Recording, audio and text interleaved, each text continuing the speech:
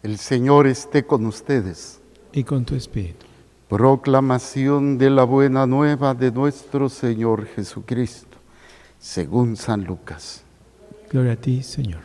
En aquel tiempo Jesús dijo a los fariseos y doctores de la ley: ay de ustedes, que les construyen sepulcros a los profetas que los padres de ustedes asesinaron. Con eso dan a entender que están de acuerdo con lo que sus padres hicieron, pues ellos los mataron y ustedes les construyen el sepulcro. Por eso dijo la sabiduría de Dios: yo les mandaré profetas y apóstoles, y los matarán y los perseguirán, para que así se le pida cuenta a esta generación de la sangre de todos los profetas que han sido derramada desde la creación del mundo, desde la sangre de Abel hasta la de Zacarías, que fue asesinado entre el atrio y el altar. Sí, se los repito, a esta generación se le pedirán cuentas. Ay de ustedes, doctores de la ley, porque han guardado la llave de la puerta del saber. Ustedes no han entrado, y a los que iban a entrar les han cerrado el paso. Luego que Jesús salió de allí, los escribas y fariseos comenzaron a acosarlo terriblemente con muchas preguntas y a ponerle trampas para ver si podían acusarlo con alguna de sus propias palabras. Palabra del Señor. Gloria a ti, Señor Jesús. Por la lectura del Santo Evangelio, sean perdonados nuestros pecados veniales. A ver, brevemente sentados, por favor.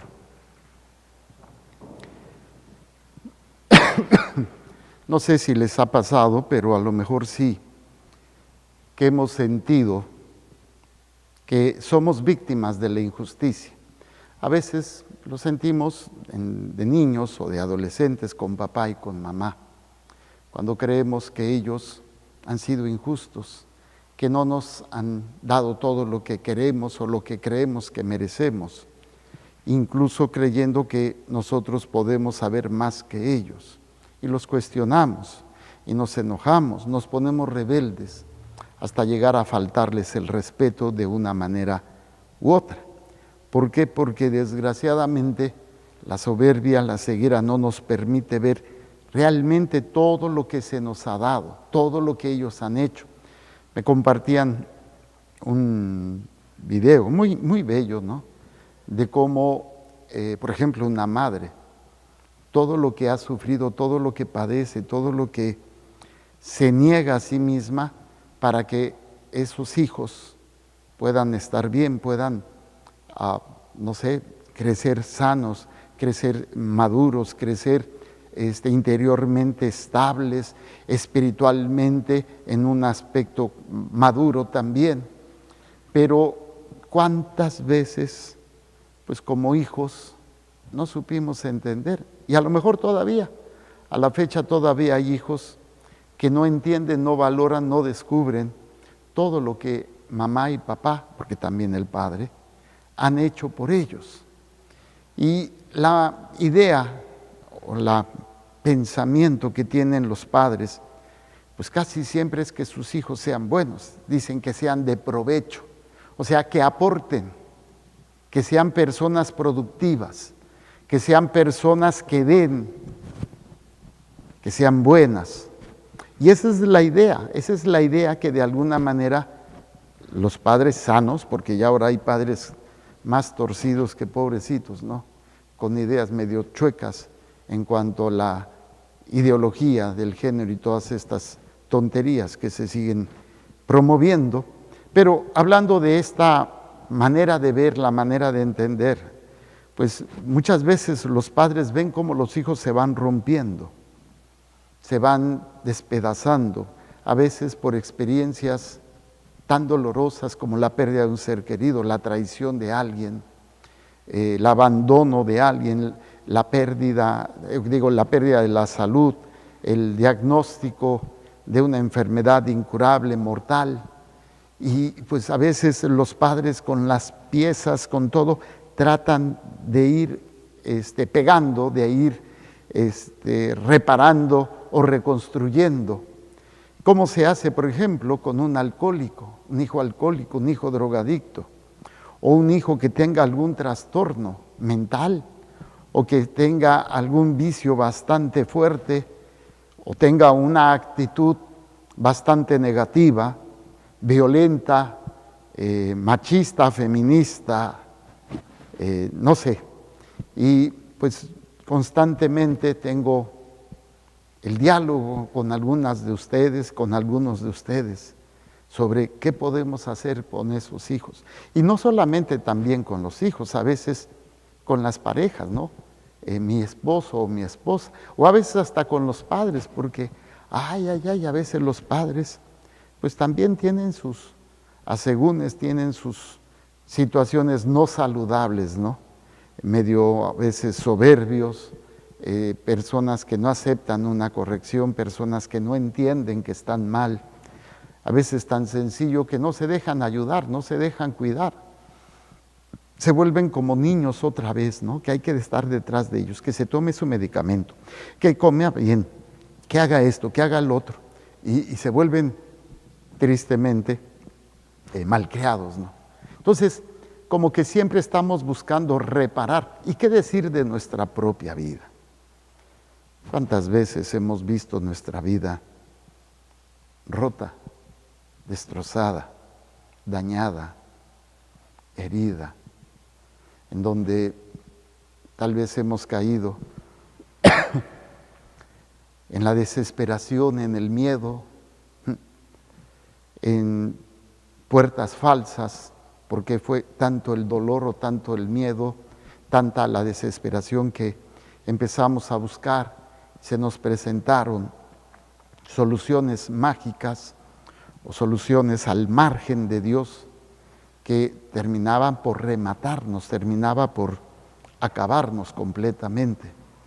Y es ese planteamiento que hoy nos presenta la palabra de Dios. Ni tú ni yo tenemos el poder de reparar, reponer, ni tampoco como si fuera un carro descompuesto, llevarlo al taller para que le reparen el corazón a mi hijo, para que le hagan cambio de bujías a mi hija, para que las llantas ponchadas se las inflen. No somos máquinas y no podemos ser reparados a la manera del mundo. Podemos nosotros luchar para tratar de ayudarlos, pero al final de cuentas, quien no se deja ayudar, quien no se deja o no entiende que tiene que buscar ayuda, pues es imposible. ¿Cómo voy a ayudar a alguien que no sabe que está mal o que no quiere ver que está mal? Y se vuelve algo tan autodestructivo, tanto para la persona que está mal, como para la persona que quiere ayudar. A esto muchas veces se le llama codependencia. O sea, aparentemente estás ayudando, pero estás generando una relación codependiente con la persona que está mal, con la persona que está actuando o está destruyéndose. Lo veo, por ejemplo, con los alcohólicos, los drogadictos, y toda la familia alrededor de ellos, cómo son arrastrados, cómo son hundidos en esta dinámica de codependencia, en donde no logran ellos ayudarlos, pero ellos a su vez los arrastran y van acabando con muchas situaciones. Entonces, hay una esperanza, sí, pero esto ya no depende de nosotros, no es algo que nosotros podamos manejar a nuestro antojo y decirle a Dios cómo, cuándo y qué hacer.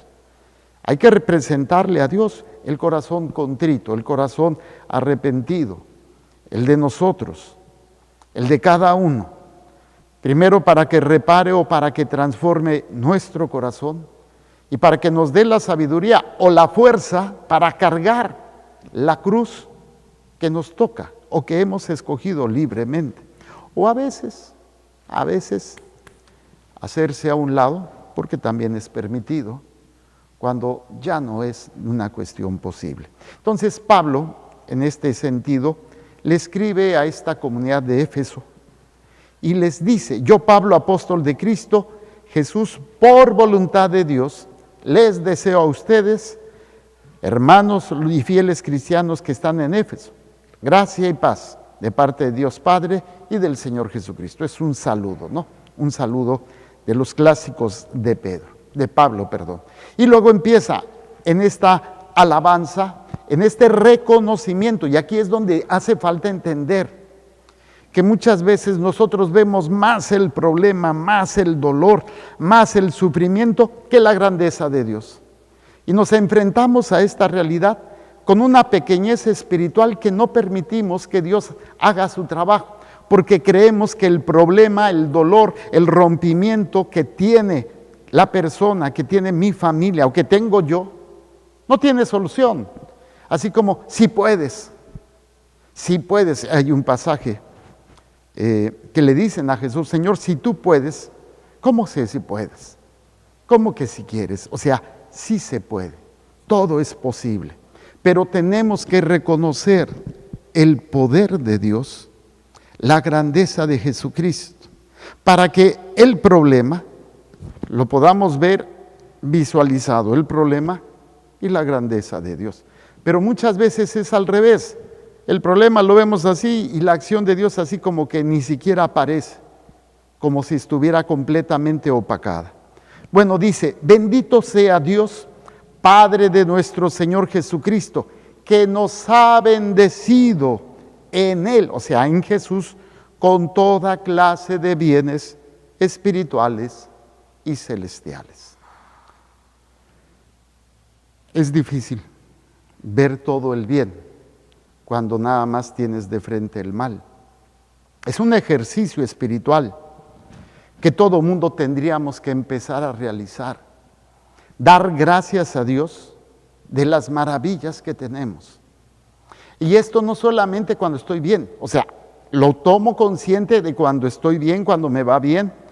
Y esto me va a ayudar a sostenerme cuando precisamente viene la rotura, viene el desmembramiento espiritual, emocional, a veces físico por la enfermedad de esos seres queridos o de nuestra propia realidad. Entonces, cuando yo en medio de esto que estoy padeciendo o veo que está padeciendo mi ser querido, yo alabo y reconozco la grandeza de Dios y las maravillas que Dios me ha concedido, pues vamos a enfrentar el problema desde una manera diferente. Pero, ¿cuál es nuestra mentalidad? ¿Cuál es nuestra manera de ver las cosas? Agrandamos el problema y no hacemos más que estar pensando en el problema. Y Pablo hace ver y nos presenta primero la grandeza y las maravillas que Dios ha hecho por él y por los de Éfeso. Dice: bendito sea Dios Padre de nuestro Señor Jesucristo, que nos ha bendecido en Él con toda clase de bienes espirituales y celestiales. Él nos eligió en Cristo. ¡Wow! Fíjate, hacer ver a una persona que a pesar de su enfermedad, a pesar de sus miserias, a pesar de sus vicios, a pesar de que a lo mejor vea su vida completamente destrozada, hacerle ver que él ha sido escogido por Dios para algo más grande. Pero ¿qué pasa cuando tú, como padre, como madre, como pareja, como lo que sea, no lo ves primero en ti? Mucho menos lo vas a poder ver en la otra persona. Entonces nos nublamos, nos encerramos en nuestro dolor, en nuestra tristeza, en nuestro miedo, y es cuando somos presa fácil de Satanás, del mundo y de la carne, que nos presenta puertas falsas, trampas que nos hacen más daño. Bueno, Él nos eligió en Cristo antes de crear el mundo. Entonces, a pesar de lo que vivo, Dios me ha elegido. Soy especial, no soy un error, no soy una equivocación, y soy más que mis problemas, soy más que mis dolores y mis sufrimientos, soy más que toda la traición que yo pueda vivir. O sea, ¿por qué? Porque Dios me ha escogido. Soy algo más grande que todo eso. Y no en una soberbia ni en una vanidad, sino en una conciencia de mi miseria, en una conciencia de mis limitaciones. Descubro que hay algo más para mí, que hay algo que me impulsa, que me libera, que me llena de Él para poder seguir. Y si esto yo lo puedo, transmitir. O si esto yo lo puedo entender con respecto a aquella persona que tengo enfrente, que está completamente destruida, que está completamente aplastada, es más fácil poder guiar, es más fácil poder trabajar en ello. Dice, Él nos eligió en Cristo antes de crear el mundo para que fuéramos santos y irreprochables. Vuelvo al ejemplo con el que empecé, donde un papá y una mamá tratan de que sus hijos sean lo mejor posible. Pero aquí hay algo muchísimo más grande que solamente ser buenos, ser santos e irreprochables a sus ojos por el amor. A veces la santidad la vemos como algo raro, como algo marciano, como algo no atractivo, porque creemos que eso solamente son para los raritos, para las monjitas, los padrecitos y alguno que otro loco laico. No, la santidad es para todos. Y al final de cuentas, la santidad es esa relación personal que tenemos con Dios, que nos inunda, que nos transforma, que nos renueva y que nos permite transmitir esa relación con Dios hacia los demás. Esto yo lo veo, por ejemplo, cuando las personas se enamoran, más los jóvenes, ¿no? Cuando una persona está enamorada, así como que sonríe y todo lo ve color de rosa, y claro, es temporal, es momentáneo, porque después, como dice el refrán, quieres conocer a Inés, vive con ella un mes, para que vea cómo le apestan los pies, que no es lo mismo andar de novios que estar casados. Pero con Dios es diferente. En ese sentido es cuando nosotros entendemos que mi vida rota, destrozada, que incluso la misma sociedad, mi familia, o hasta yo mismo, ya no creo en mí, ya no me aceptan, porque he fallado una, otra y otra vez, continuamente he traicionado, me he dejado llevar y mi vida ya no tiene sentido, porque he robado a mi familia, porque les he mentido, porque les he dañado físicamente, emocionalmente, espiritualmente. Y es cuando alguien me dice que todavía puedo llegar a la plenitud de la santidad. Entonces, como que a veces, como que es un cortocircuito. ¿Cómo puedo hacer eso si soy de lo peor? Si mi vida ya no tiene sentido. A veces nosotros mismos, precisamente, nos cegamos a esa realidad porque le damos tanto poder a la enfermedad, tanto poder al sufrimiento, tanto poder al querer arreglar algo que no depende de nosotros, que nos sentimos frustrados, nos sentimos limitados y hasta derrotados.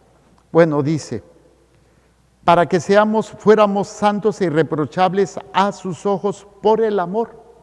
O sea, no es el amor de nosotros a Él, es el amor de Él hacia nosotros. Entonces, ¿cuál es la tarea principal? Aprender a dejarnos amar por Dios.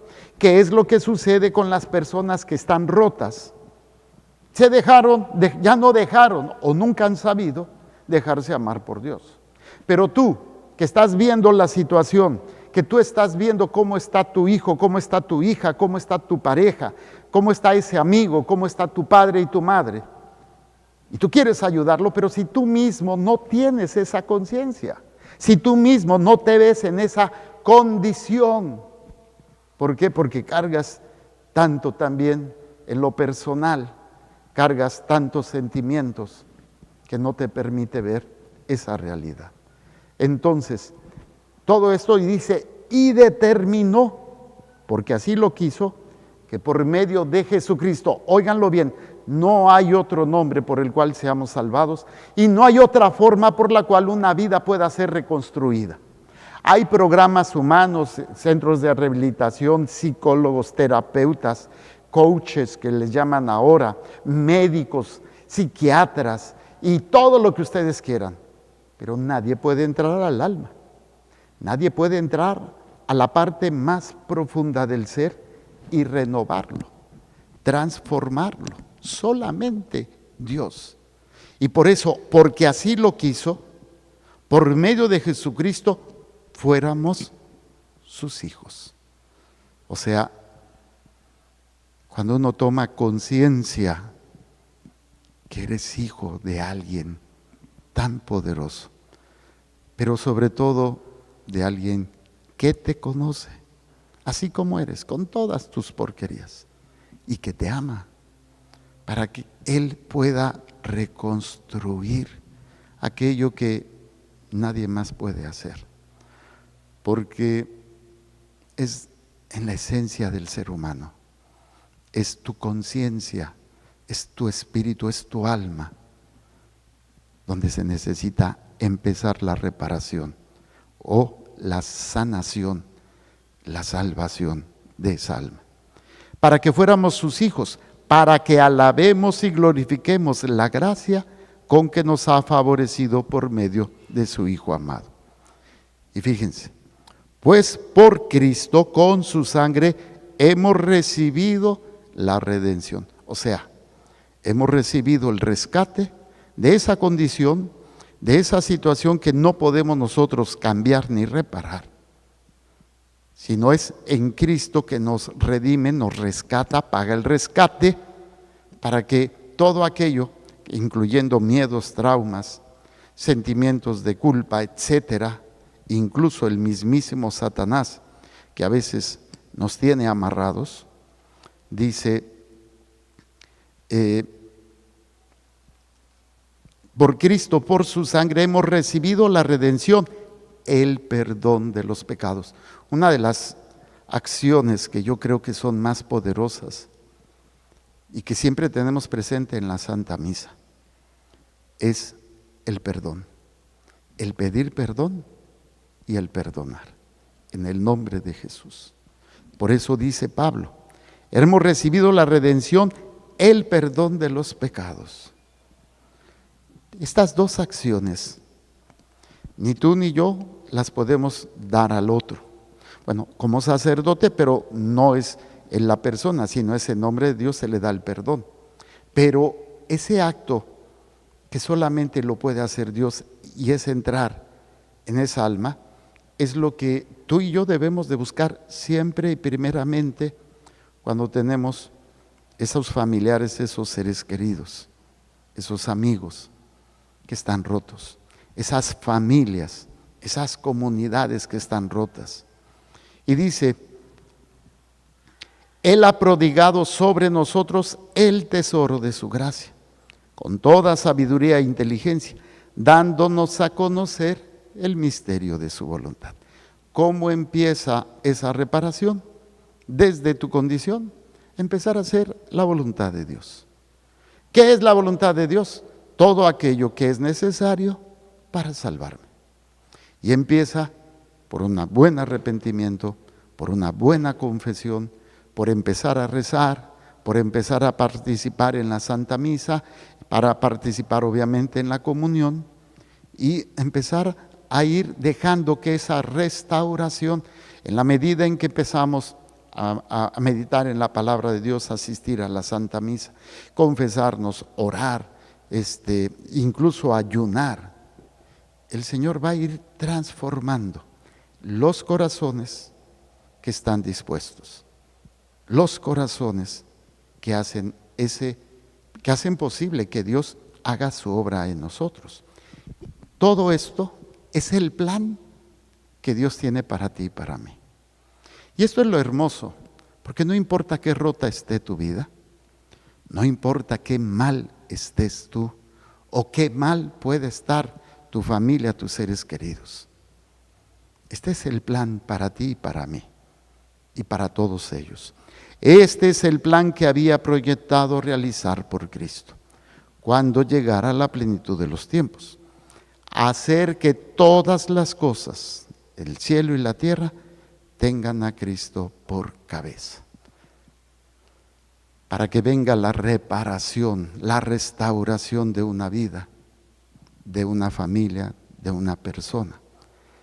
Primero tenemos que tenerlo nosotros como cabeza, para poder entonces desde esa cabeza, desde esa autoridad, poder empezar a trabajar con la gracia de Dios en la restauración de esas familias, de esos seres queridos.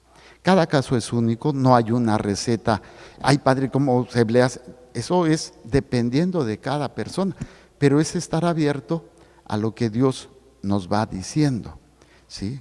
Porque incluso Jesús a los fariseos, a los sacerdotes, a los doctores de la ley, les echa en cara, pero no para destruirlos, sino para que se den cuenta que están mal y que necesitan reparación, que necesitan esa ayuda, pero que desgraciadamente cuando Jesús habla y habla con esa fuerza, con esa autoridad, echándoles en cara su dureza, su falta de fe y sobre todo el hecho de la ceguera espiritual, donde se les va a pedir cuentas por todo lo que se les ha dado, no quiere decir que no hubiera podido arrepentirse, no hubieran podido ser restaurados. La pieza clave, que Jesús sea la autoridad de tu vida y que tú empieces a poder trabajar en ello. O si no, lo que va a suceder, como sucedió con estos hombres, cuando Jesús, después de ponerle las cosas claras, directas, Jesús se aparta y ellos, llenos de soberbia, de odio, llenos de dolor, pero un dolor que viene de la verdad que no quieren aceptar, van a planear lo que ya sabemos que hicieron con él. Y que desgraciadamente muchos todavía hoy, tal vez sin hacerlo conscientemente o a veces sí conscientemente, seguimos planeando hacer las cosas sin Dios, hacerlas a nuestra manera. Hagamos un momento de silencio.